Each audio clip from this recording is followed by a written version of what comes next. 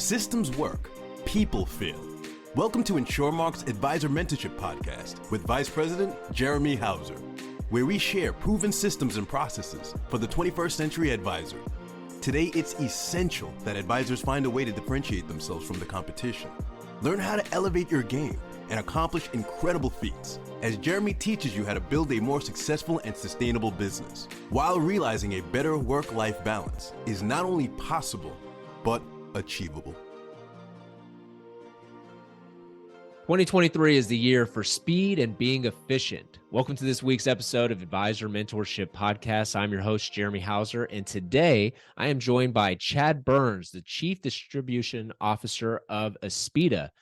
Chad comes from an extensive background, anywhere from Transamerica, where he served as their regional vice president, overseeing annuity sales and corporate retirement sales in North Carolina.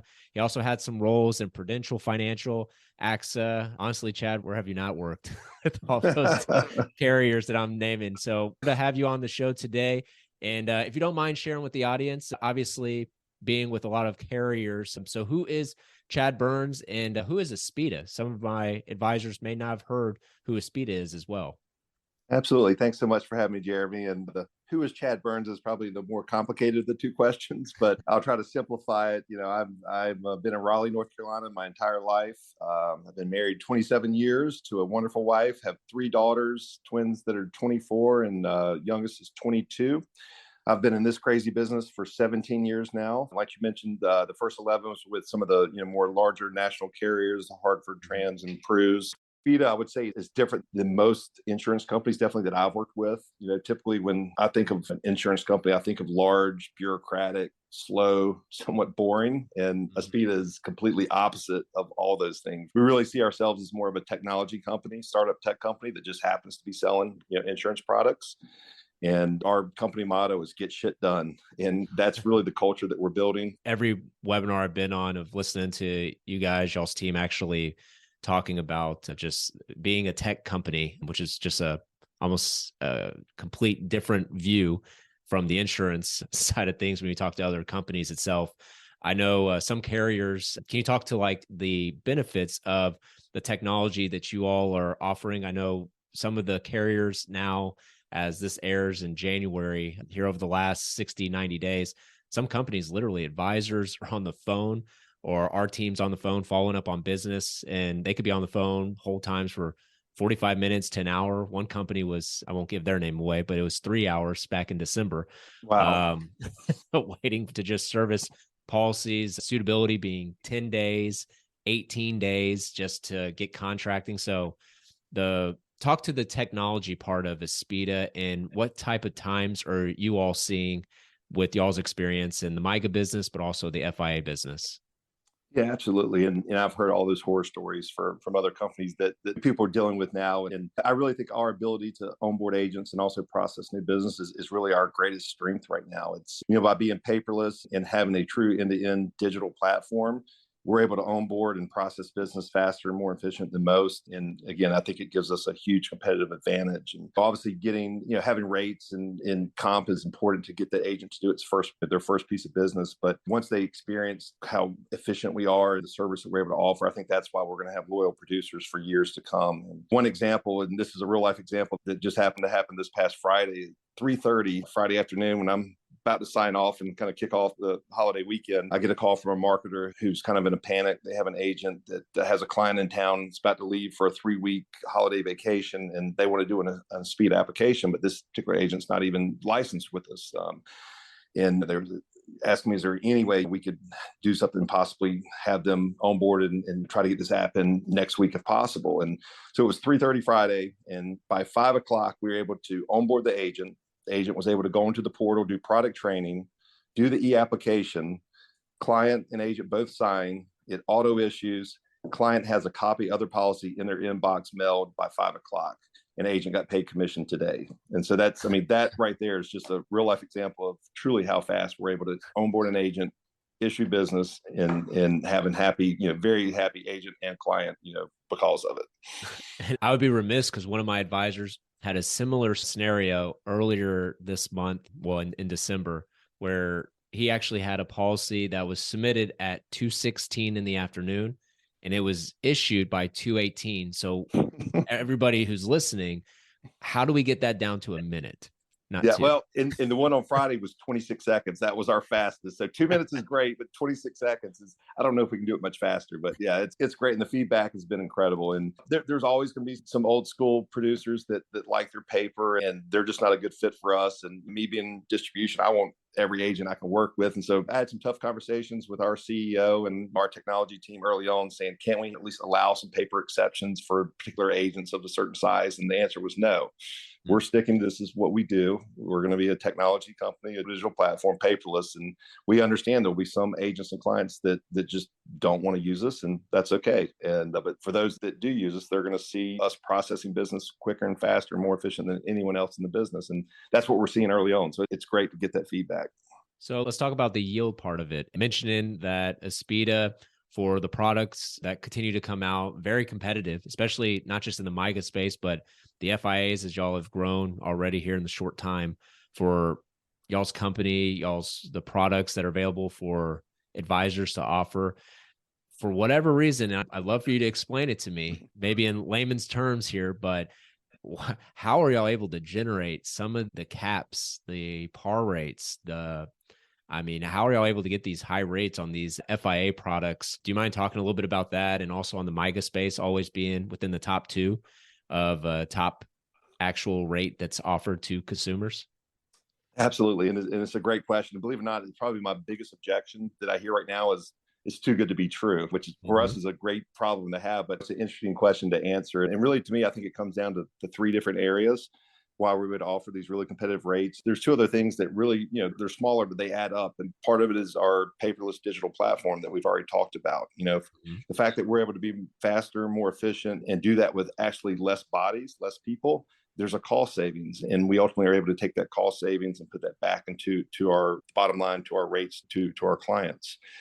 And then the third thing is we really try to do as much as possible in-house and not rely on third parties. So we built our own e-app, we built our own illustration systems, our client portal, admin portal, agent portal, we all built internally and we all maintain internally.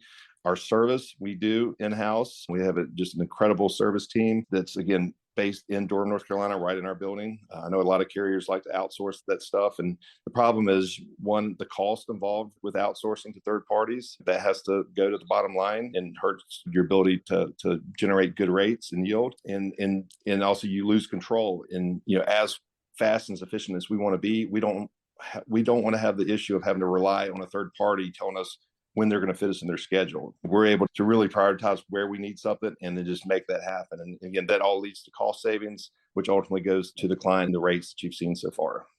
And I know for y'all's distribution and the strategy, Aspida, not anybody can just offer your products. So for the listeners that are tuning in, how does Aspida decide on which actual advisors are able to recommend y'all's products? Because it's not available to, let's just say, anybody who wants to call up Aspida and write the business, to my understanding.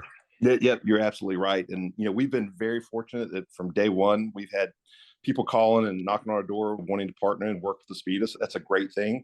But, our philosophy from day one was to be very selective and really have a few core partners and just go really deep with those partners versus trying just to partner with everyone that wanted to sell Aspida. So Market Synergy Group, I've got to give them all the credit in the world for our early success in the IMO channel. They've been amazing. They're a product development company, so they've helped us develop our products.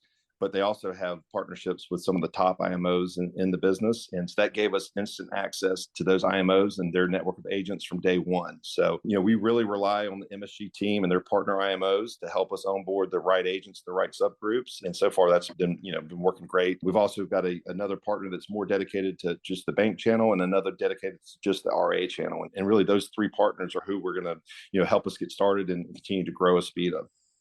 And for the advisors so obviously it's awesome with InsureMark, Simplicity, other groups that have access to you guys, but not every advisor might be the right fit. I know currently right now it's MIGAs and FIA products for pure accumulation. So who would be necessarily the right advisor who's obviously tech friendly? Is there ones that you're seeing a lot more success with? as opposed to some that might not be a good fit for writing with your carrier? Yeah, like you said, right now we've got the MIGA and the accumulation FIA. So any producer, and we work with agents, advisors, IARs, RIAs. So we'll work with anyone. We don't discriminate there, as long as they have clients that right now that are looking for maybe some protection to these volatile markets. They're getting prepared for retirement and really looking to not only protect their assets but also continue to grow their assets. I think we've got great solutions and great products for. So at this point, we're not in the income game. We'll probably talk more about that later to come. But at this point, if an advisor is looking for guaranteed income for life, we currently don't have a solution for that. So I would say we're more focused right now on that accumulation side with the MIGAs and FIA. And so obviously since July of last year, if I heard you right, so that's incredible. So this year alone, the y'all's team is going to do so for 2022, approximately 700, you said 700 Yeah. million. Yeah, we're going to submit just over 700 million, probably issue about 650 million. So yeah, that's been, and really we had a soft launch in July because we just wanted to kind of test our systems. So our first few weeks intentionally held back the rates. Really just wanted to get a few apps in and again make sure that we were able to handle the volume once we turned it on. And it was really, I would say, early August was the time that we cranked the rates up. So really, it's been more 4 to 5 months that we've been able to issue that 700 plus million so far. So in just 4 to 5 months for 2022, that's a tremendous amount of volume. Any challenges, or what challenges did Aspida go through for 2022 that maybe it just doesn't trickle down to groups like ours whenever we're reaching out? Because obviously it's full speed ahead, it seems like. So are there any challenges that Aspida has seen, or with all that success in such a short period?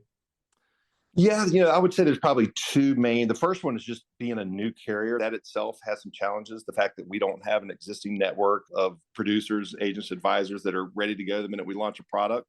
So I'm kind of jealous of these more established carriers. When they launch a product, they don't have to worry about onboarding agents to sell it. They've got those agents. They just need to focus on having a good product and good rates. We're currently, not only do we have to come out with good product rates, we also have to onboard agents. And so that in itself is a challenge. We've done a great job. We've onboarded, I think, around 3,000 producers so far this year. And our goal next year is to get over 20,000. So I look forward to the day that we can roll out a product and not have to worry about finding producers to actually sell those products. So I think, and also being new, just the trust factor. If you look at our executive team and the companies that we've been with and helped grow and leaning on that. So I think that's the story that we can go out and, to at least start to build some credibility and trust there. And then the other really challenging thing that I deal with on a daily basis is how do we prioritize our IT team? Because that's a huge part of our company. And there's really, right now, I think we've got over 100 items in our backlog list. And each day we have to go through and try to prioritize which one of those we're going to work on. And it's a mix of bugs in our new system, because as great as these systems are, we literally built brand new and we're finding things weekly that could be better, or there's something that's preventing someone from doing business, or this service issue is happening. And so we've got to go in and fix these bugs. We have enhancements that we know we want to make. There's going to be versions 2.0, 3.0, 4.0 that we know what we want, but it's just, we got to have the time and the resources to get those enhancements in. And then rolling out new products.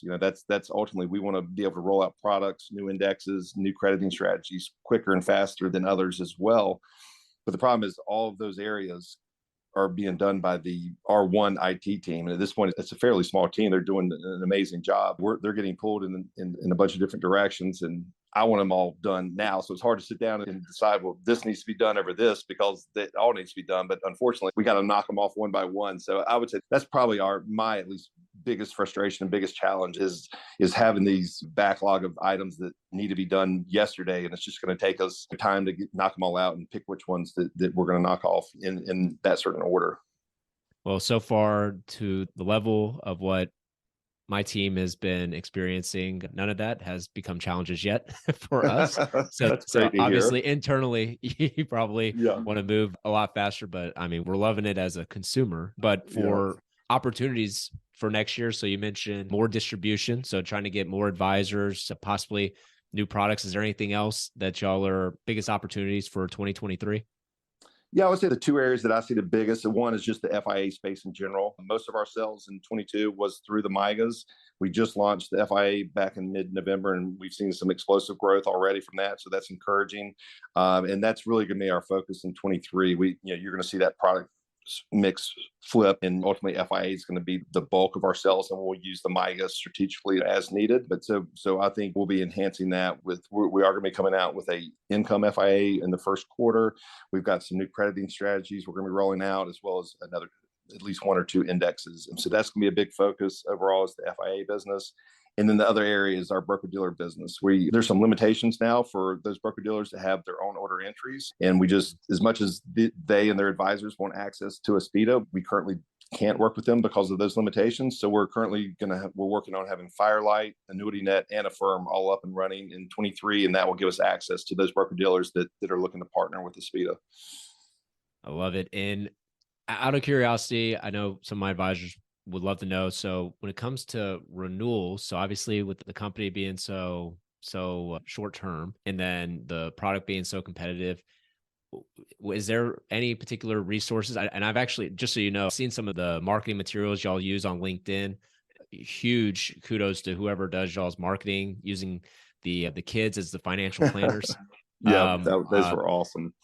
Advisors are actually leveraging some of those resources too. So if you're not following Aspida on LinkedIn, I highly recommend it. But for the ones that might be hesitant due to not having renewal history or whatever they may come about, how do you talk to that advisor for you guys being a short company, or where have been the opportunities for you to help maybe ease an advisor into Aspida?